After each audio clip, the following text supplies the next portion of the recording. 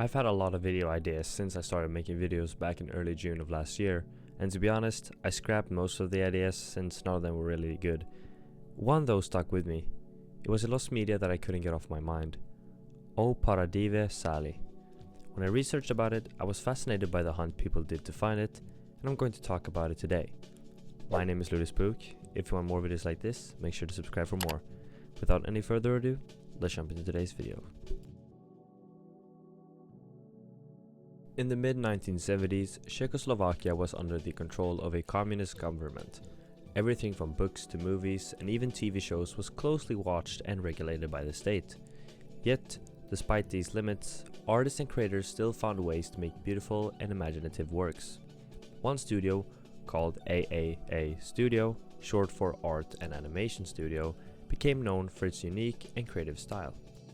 In 1976, AAA Studio released a short film titled O Paradive Sali, which translates to About Dressy Sally.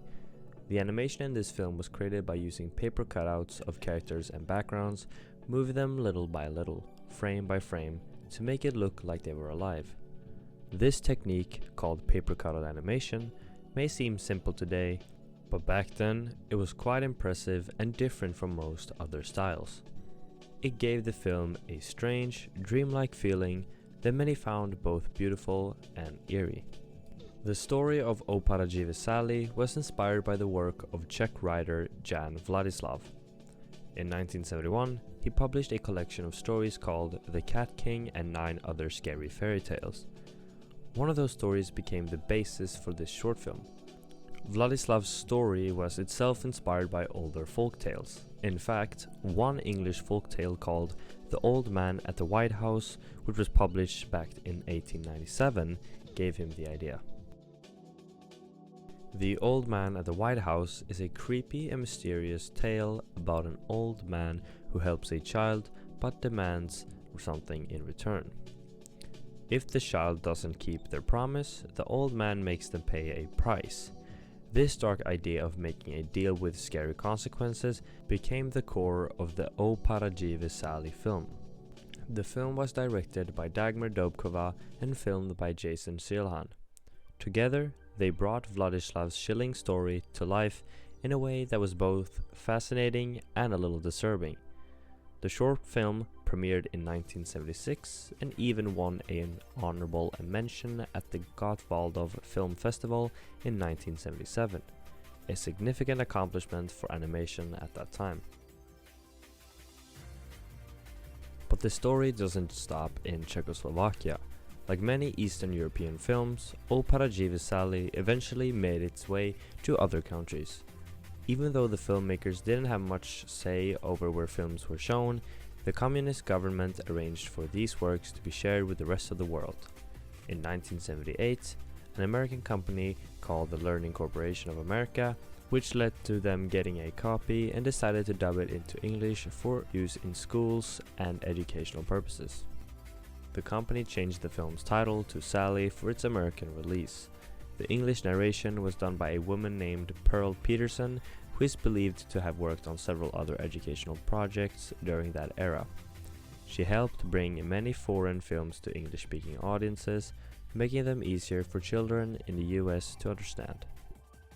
Many people believe that this English version of Sally was later aired on the children's TV show Pinwheel, which is one of the very first programs on the Nickelodeon network in the 1980s.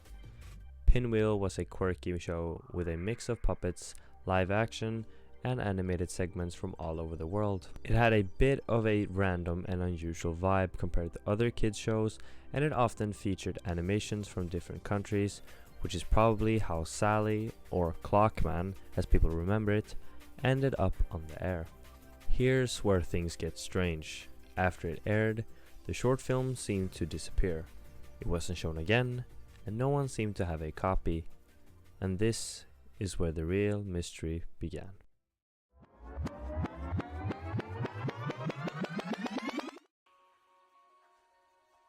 Fast forward to 2012. By this time, the internet had become a place where communities of people could gather and discuss lost or forgotten TV shows, movies, and more. On January 12th, a user named Commander Santa posted a question in an online forum. I'm looking for a particular animated short that terrified me as a child. I've been looking on and off for nearly 4 years. Maybe it doesn't exist. Maybe nobody should ever find it. But if someone can, it's The Flood.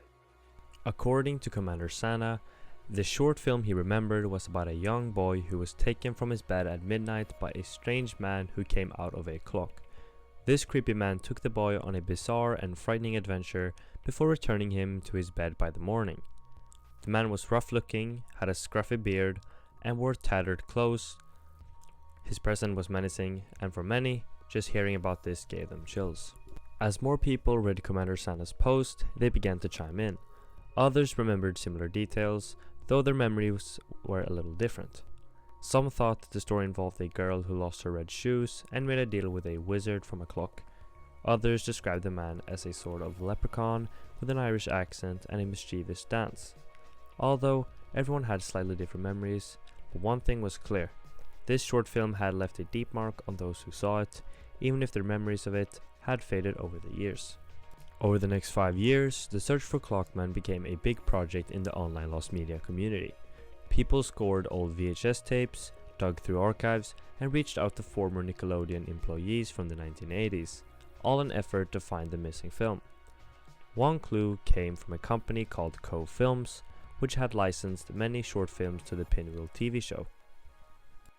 But no matter how many leads they followed or how deep they searched, Clockman remained elusive.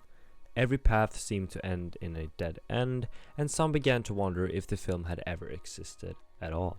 One major theory that circulated was that the story was actually based on Hans Christian Andersen's famous tale, The Red Shoes, and in that story, a child makes a poor choice involving a pair of red shoes and faces a harsh punishment. This seemed to match the themes of the short film. Could Clockman have been inspired by this fairy tale? Another theory suggested that the story was rooted in Irish folklore, with the Clockman being more of a leprechaun figure who punished children for bad behavior. There was also a connection to the French-Canadian legend of Le bonhomme 7 heures, a character who would take children away if they didn't go to bed in time. Then, on December 10th, 2017, a lost media wiki user named Nitrate Nerd made a breakthrough. While searching a library database called WorldCat, they found a listing for a short film titled Sally that perfectly matched Commander Santa's description. What makes it even more crazy, just after a quick search on YouTube, they found the original Czech version of the film on AA Studios' official channel. It had been uploaded years earlier, but somehow everyone missed it. A few months later, AV Geeks, a group that preserves old educational films, announced that they had the English dub, and in early 2018 they uploaded it online, and the mystery of the Clockman was finally solved. Som fjädrar på sängen, så jag får tjej utan pengar. De bara faller som gänga, för jag ger känslan av längtan. Jag är smooth som en kos hår, ser bra ut som en morot. Har ett bröst som stor, får ge mig ljus som en solrot. Men jag kan bara be för blasé. Låter den när vi tre gör entré. Och en stor krok, får jag tjejer på som en kliché.